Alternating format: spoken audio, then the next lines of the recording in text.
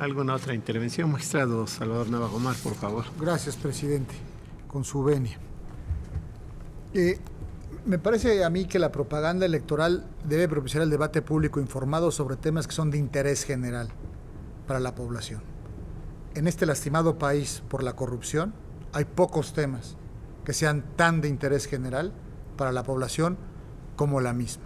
Desde luego que tenemos que distinguir si se trata de calumnia o de un análisis o de un debate vigoroso. Y para ello hay que ir, por supuesto, al contexto del contenido de los promocionales, para ver si se está ante una calumnia o ante un señalamiento que, bien, si es una crítica severa, no es menos pertinente ni legítima respecto del actual gubernamental o del indebido ejercicio de funciones públicas.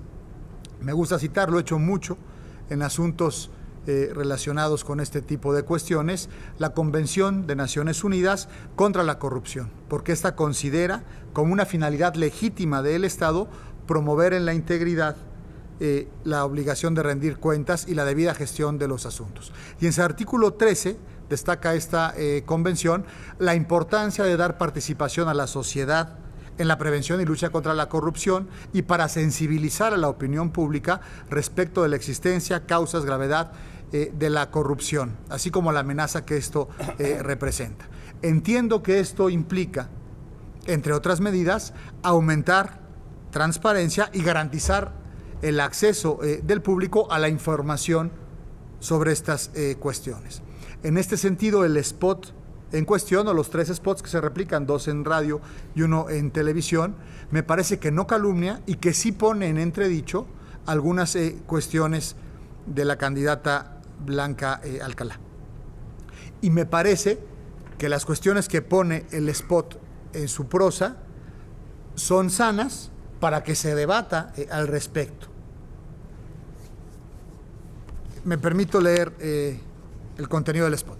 Voz en off de mujer, que explique, se refiere a Blanca Alcalá, cómo se hizo de gasolineras, casas y departamentos. No es ninguna imputación. Si no se hizo de ellas, hombre, que lo explique. Si se hizo de ellas, que lo explique también.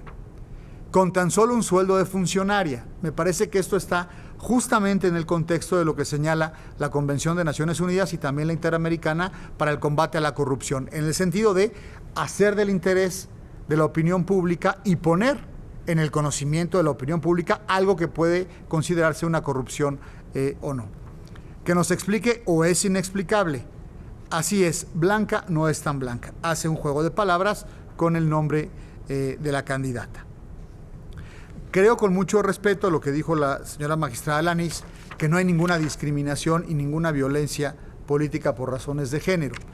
Suponiendo que se tratara de un candidato varón que tuviera por apellido Blanco y dijeran Blanco no es tan blanco, no creo que tuviera esto alguna violencia de género o alguna violencia política por tratarse de un varón o no. Yo sí coincido con la postura liberal que permite un debate vigoroso y este tipo de intercambios. Me gusta que sea así. Desde luego debe ser incómodo para la candidata, para quien esté en su posición, pero creo que da lugar a un debate vigoroso para decir no son mías las gasolineras o sí son mías las gasolineras y se compró de esta forma o de otra. Y repito, en un país tan lacerado por la corrupción como es México, creo que este debate es sano y debe de permitirse. Y repito también, me parece que está en consonancia con la Convención de Naciones Unidas contra la propia corrupción y contra la Interamericana. Por ahora es cuanto, señor presidente. Magistrado Salvador Nava Gomar, por favor. Gracias, presidente. Yo difiero no solo del asunto, pero también especialmente lo que acaba de decir el magistrado Galván, y me quiero referir a eso. El control ético de la libertad de expresión es propio de los regímenes dictatoriales, señor magistrado. Con muchísimo respeto.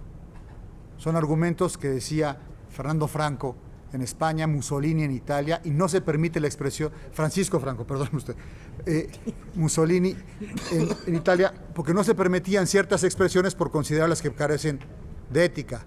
¿Qué tal que resulta verdad lo que se está diciendo? El canon de veracidad está muy superado hace décadas en países democráticos. Y el debate vigoroso, señor magistrado, es una cita de la sentencia del New York Times contra Sullivan, de la Corte estadounidense, que ha sido muchas veces citado por la Corte Interamericana de Derechos Humanos y por el Tribunal Europeo de Derechos Humanos. Y consiste justamente en expresiones incómodas para un candidato, para hacer vigoroso el debate y que haya debate y deliberación, lo cual es propio de una democracia.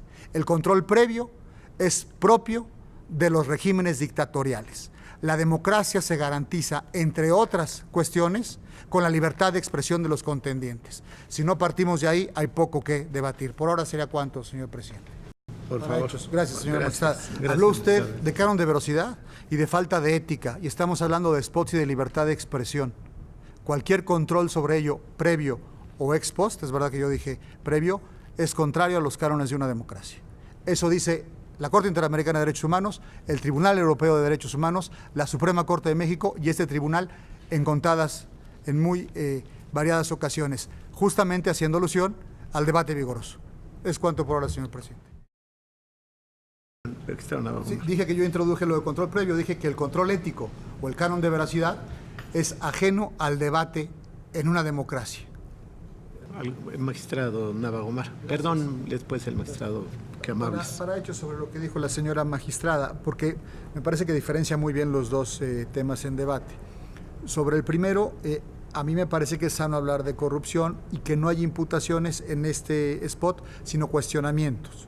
Ese sería mi punto de vista. Y sobre el segundo, no coincido en este caso, creo que no hay violencia política específico. Ella, la señora magistrada, tiene su punto de vista a partir, creo que desde una perspectiva más sensible, hay que decirlo así, al tema. Creo que aquí no se da, para diferenciar los dos temas, que ella también, que ella lo hace primero de manera muy inteligente. ¿Será cuándo?